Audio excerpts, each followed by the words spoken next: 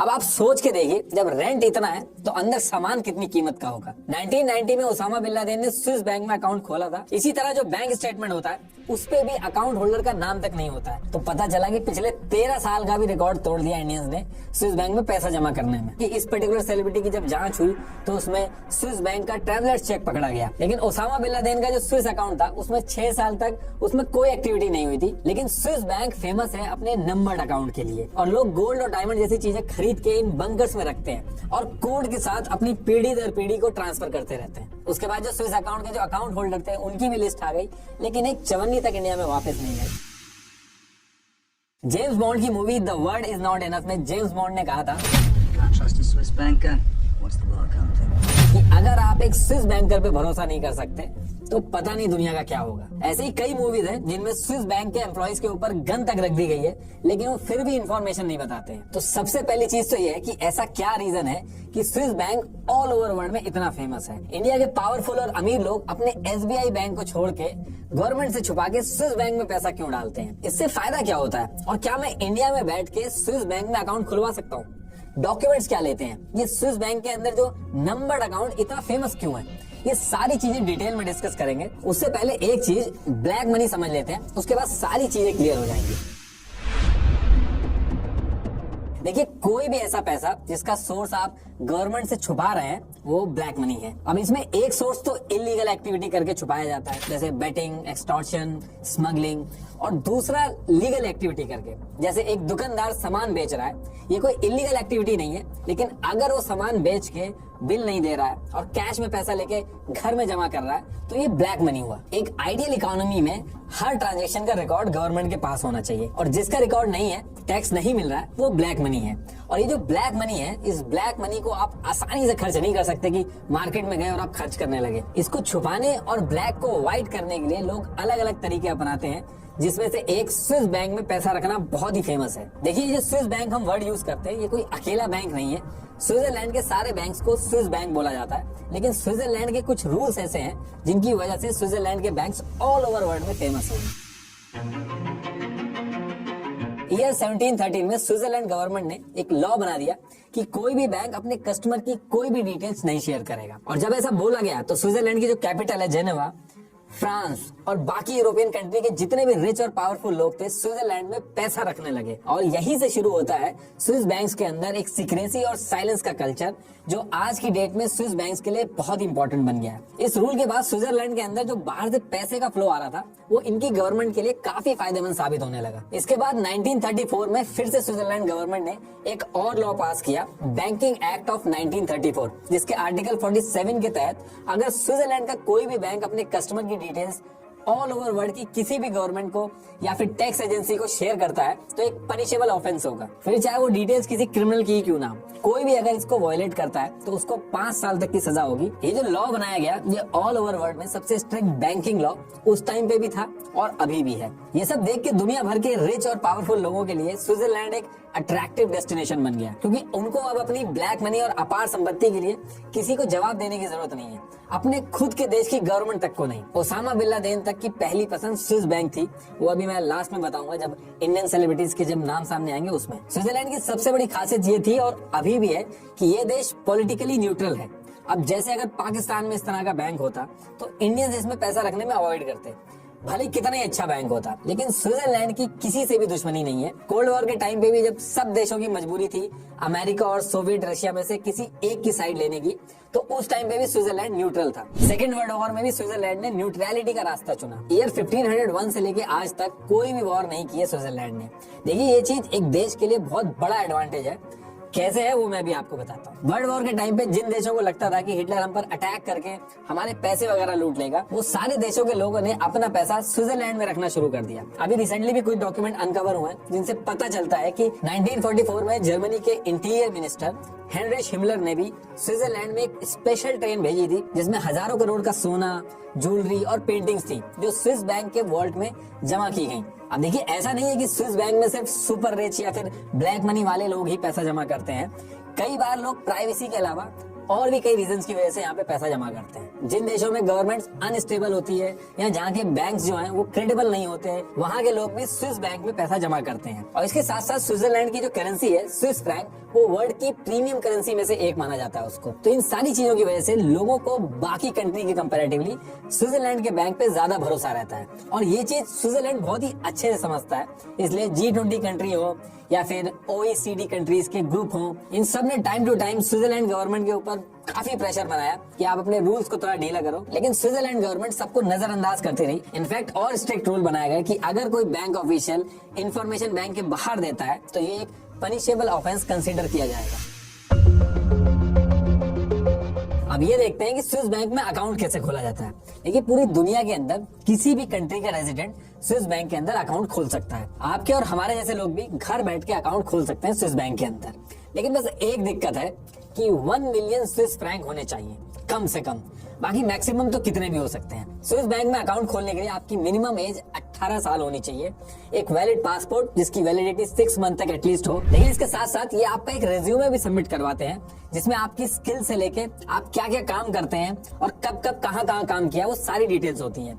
जो फंड आप सबमिट करोगे, ये फंड आपके पास किस तरीके से आया है, इसकी डिटेल्स भी आपको देनी होती है। स्विट्जरलैंड में आप किसी भी टाइम जोन और किसी भी लैंग्वेज में कनेक्ट कर सकते हो। इंटरनेशनल कस्टमर के लिए हर फैसिलिटी अवेलेबल है। देखिए, पहले तो काफी सिंपल प्रोसेस था, लेकिन स्विट्जरलैंड पे काफी इंटरनेशनल प्रेशर आया और नए नए मनी लॉन्ड्रिंग लॉ भी आए, इसलिए पहले के कंपैरेटिवली थोड़ा टफ हो गया है स्विस बैंक में अकाउंट खुलवा के पैसा जमा करना।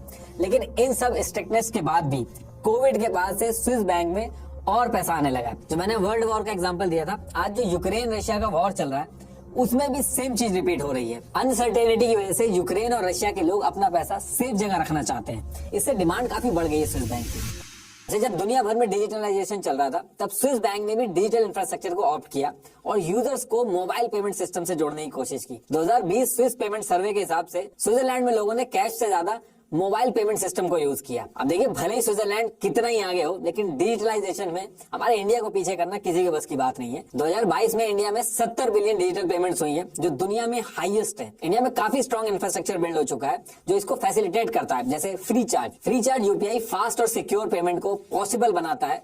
विद इन सेकेंड्स आप पैसा ट्रांसफर कर सकते हैं।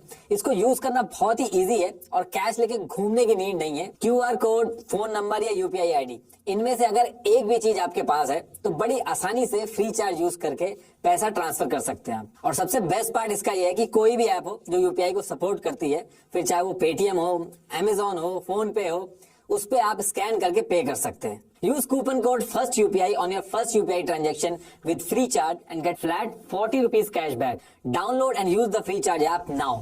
तो टॉपिक पे वापस आते हैं।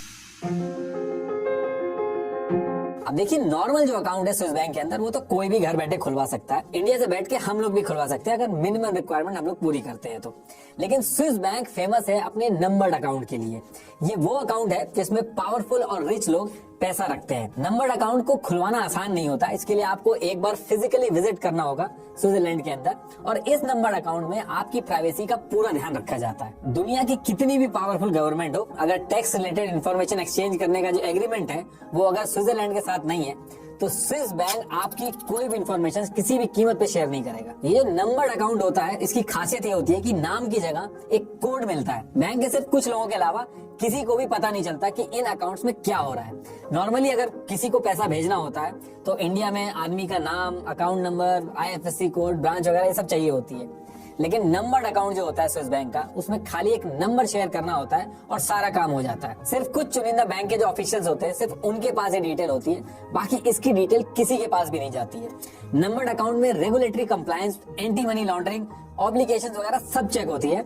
ऐसा नहीं है कि कोई भी उठ के गया और पैसा जमा करके आ गया, प्रॉपर वेरिफिकेशन होता है। और एक बार जब सारा कुछ चेक होने के बाद आपका अकाउंट स्विस बैंक के अंदर खुल गया, तो उसके बाद कस्टमर की जो आइडेंटिटी है उसको बचाना स्विस बैंक की प्रायोरिटी में सबसे ऊपर होता है। नंबर्ड अकाउंट के लिए स्विस बैंक का जो कंप्यूटर होता है उसमें कस्टमर का नाम तक नहीं आता है। बैंक का कोई भी एम्प्लॉय आपकी आइडेंटिटी नहीं देख सकता। साथ ही अगर कोई साइबर क्राइम होता है तो भी आपका नाम बाहर नहीं आता है। इसी तरह जो बैंक स्टेटमेंट होता है उस पे भी अकाउंट होल्डर का नाम तक नहीं होता है, सिर्फ एक नंबर होता है जो पूरा अकाउंट का बेसिस होता है। इस नंबर्ड अकाउंट को चलाने में खर्चा भी बहुत आता है। इसका जो एनुअल चार्ज ही होता है वो $300 यानी कि 24,000 से 25,000 रुपए के करीब होता है। अगर आप स्विट्जरलैंड के बाहर रहते हैं तो आपसे बैंक एक नॉन रेजिडेंशियल फी भी चार्ज कर सकता है। इसमें स्विस बैंक ये भी फैसिलिटी देता है कि अगर आप चाहते हो कि बैंक स्टेटमेंट तक आपकी कंट्री में ना जाए तो वो फैसिलिटी भी है, क्योंकि बैंक स्टेटमेंट से गवर्नमेंट तक इन्फॉर्मेशन जा सकती है। लेकिन बैंक स्टेटमेंट ना भेजने के लिए उल्टा फीस देनी होती है। बाकी जो बैंक्स होते हैं उसमें बैंक स्टेटमेंट भेजने के लिए अलग से फीस देनी होती है और यहाँ पे उल्टा होता है। काफी साल पहले ये भी पॉसिबल था कि आप नंबर्ड बैंक अकाउंट से सिर्फ नंबर यूज करके इंटरनेशनल वायर ट्रांसफर भी कर सकते थे, लेकिन अब ऐसा नहीं होता। जब आप स्विट्जरलैंड के बाहर से किसी स्विस नंबर अकाउंट में पैसा ट्रांसफर करते हो तो स्विस बैंक को आपकी आइडेंटिटी उस फॉरेन बैंक के साथ शेयर करनी होती है। और जब एक दो केस में डिटेल्स लीक हुई तो इस चीज को भी बंद कर दिया गया। नंबर्ड अकाउंट जब आप स्विस बैंक में खुलवाते हो तो आपको चेक बुक तक नहीं मिलती है, क्योंकि इससे नंबर्ड अकाउंट का पूरा पर्पस खराब हो जाएगा। आपके अकाउंट में जो ट्रांजेक्शन होगी उसकी पूरी ट्रेल पकड़ी जा सकती है। तो स्विस बैंक इसकी जगह पे ट्रैवलर चेक देता है, जो स्विस बैंक खुद इशू करता है। उसमें अमाउंट पहले से ही मेंशन होता है, सारी डिटेल्स मेंशन होती है, उसको आपको बस एक करेंसी की तरह यूज करना होता है। हो सकता है आपने कई बार न्यूज में भी सुना हो कि इस पर्टिकुलर सेलिब्रिटी की जब जांच हुई तो उसमें स्विस बैंक का ट्रैवलर चेक पकड़ा गया, लेकिन इस पर्टिकुलर ट्रैवलर चेक के लिए भी बैंक आपसे 1% अलग से कमीशन लेता है। स्विस बैंक के नंबर्ड अकाउंट में आप एक सेफ डिपॉजिट बॉक्स भी रेंट कर सकते हो, जिसमें सामान रखा जा सकता है। सेफ डिपॉजिट बॉक्स हमेशा बैंक अकाउंट से कनेक्टेड रहता है। बड़े बड़े लोग अपनी कीमती चीजें दुनिया से छुपा के यहाँ पे रखते हैं। स्विस बैंक कुछ स्पेशल कस्टमर्स के लिए एक सीक्रेट बैंक वॉल्ट भी देता है, जो कि अंडरग्राउंड बंकर्स में होते हैं। इसमें स्टोरेज फैसिलिटी होती है, जहाँ पे लोग गोल्ड, डायमंड्स और वैल्यूएबल फिजिकल आइटम्स पूरी दुनिया से छुपा के रख सकते हैं। इनमें से ज्यादातर अंडरग्राउंड बंकर्स स्विट्जरलैंड के माउंटेन्स में लोकेटेड है। ये मिलिट्री बंकर्स हैं, जिनको कभी मिलिट्री ने बनाया था और बाद में स्विस बैंक ने खरीद लिया इनको। ये बंकर्स हर किसी को नहीं मिलते हैं, सिर्फ उन क्लाइंट्स को मिलते हैं जिन्होंने कई तरह के सिक्योरिटी क्लियरेंस पास किए होते हैं। इनमें से कुछ बंकर्स को जानबूझ के रोड की जो कनेक्टिविटी है उससे काट दिया जाता है। यहाँ पर सिर्फ प्लेन्स या फिर हेलीकॉप्टर से ही जाया जा सकता है। इस लेवल की सिक्योरिटी मिलती है। ये वॉल्ट्स हैं करीब $5 लाख में रेंट पे मिलते हैं। अब आप सोच के देखिए, जब रेंट इतना है तो अंदर सामान कितनी कीमत का होगा। लेकिन दुनिया के अंदर बहुत ही रिच लोग हैं, ये सारे वॉल्ट्स आराम से रेंट आउट हो जाते हैं। 2008 की फाइनेंशियल क्राइसिस के बाद लोगों का करेंसी से विश्वास कम हुआ है और लोग गोल्ड और डायमंड जैसी चीजें खरीद के इन बंकर्स में रखते हैं और कोड के साथ अपनी पीढ़ी दर पीढ़ी को ट्रांसफर करते रहते हैं। अब देखिए, कुछ ऐसी भी सिचुएशन होती है जिसमें जो स्विस बैंक है वो अपने कस्टमर्स की इंफॉर्मेशन फॉरेन गवर्नमेंट्स को भी देता है, लेकिन गवर्नमेंट के पास सब्सटेंशियल क्रिमिनल एलिगेशंस होने चाहिए। टैक्स चोरी वगैरह ये सब जो चीजें होती है स्विट्जरलैंड में एक बड़ा क्राइम नहीं समझा जाता है, इसलिए अगर टैक्स चोरी का केस होता है तो उसमें इन्फॉर्मेशन नहीं दी जाती है। लेकिन स्विस बैंकर्स एसोसिएशन की वेबसाइट के हिसाब से अगर money laundering, criminal organisation theft, blackmailing, ये सारे केसेस होते हैं तब इन्फॉर्मेशन शेयर की जा सकती है। लेकिन सिर्फ इन्फॉर्मेशन शेयर की जाएगी, ऐसा नहीं कि सारा पैसा उठा के वापस दे दिया जाएगा। ये इन्फॉर्मेशन सिर्फ इसलिए दी जाती है ताकि क्रिमिनल एक्टिविटी जो है उसको पकड़ा जा सके। और पहले तो ये भी नहीं था, किसी भी सिचुएशन में इन्फॉर्मेशन स्विस बैंक वाले नहीं देते। स्विस बैंक की एक और खास बात है, दुनिया के बाकी बैंक्स में जब आप पैसा रखते हो तो कस्टमर को इंटरेस्ट मिलता है। जैसे इंडिया में 2.5% से लेके 7% तक इंटरेस्ट मिलता है, लेकिन स्विस बैंक में इंटरेस्ट -0.75% मिलता है, यानी कि उल्टा इंटरेस्ट देना होता है। अगर 1 लाख रुपए हैं तो 750 रुपीज उल्टा आपको देना पड़ेगा बैंक को। लेकिन इसके बाद भी जो लोग स्विस बैंक में अपना पैसा रखते हैं वो मुनाफे में रहते हैं। एक्चुअली इसके पीछे रीजन है वहाँ की स्ट्रॉन्ग और स्टेबल करेंसी। जैसे अभी एक स्विस फ्रैंक जो है वो 88 रुपीज का है, लेकिन 2010 में एक स्विस फ्रैंक 44 रुपीज का था। यानी कि अगर किसी ने 2010 में अपनी करेंसी स्विस फ्रैंक में कन्वर्ट करा के स्विस बैंक में जमा कराई होगी तो अब उसकी वैल्यू 2023 में डबल हो गई होगी। स्विट्जरलैंड की इकोनॉमी भी बाकी देशों से काफी अलग है। बाकी देशों में इन्फ्लेशन बढ़ता है, लेकिन इनके यहाँ पे नेगेटिव इन्फ्लेशन होता है, और अगर कभी हुआ भी तो ज्यादा से ज्यादा 1% तक रहेगा। अभी जब 2022 में जब हर कंट्री का बुरा हाल था तब भी जाके स्विट्जरलैंड में इन्फ्लेशन 1.31% तक हुआ था। स्विट्जरलैंड की जो इकोनॉमी है वो इतनी स्टेबल और फुल प्रूफ है कि हर आदमी उस इकोनॉमी के साथ एसोसिएट होना चाहता है। सेफ्टी की सेफ्टी और वैल्यू बढ़ेगी वो अलग से। और अगर किसी वजह से स्विस बैंक में अकाउंट होल्डर्स की डेथ हो जाती है तो उस केस में अगर नॉमिनी उसने बता रखा है तो उस केस में तो एज इट इज पैसा ट्रांसफर हो जाता है, सारी डिटेल्स ट्रांसफर हो जाती है उसके नॉमिनी को।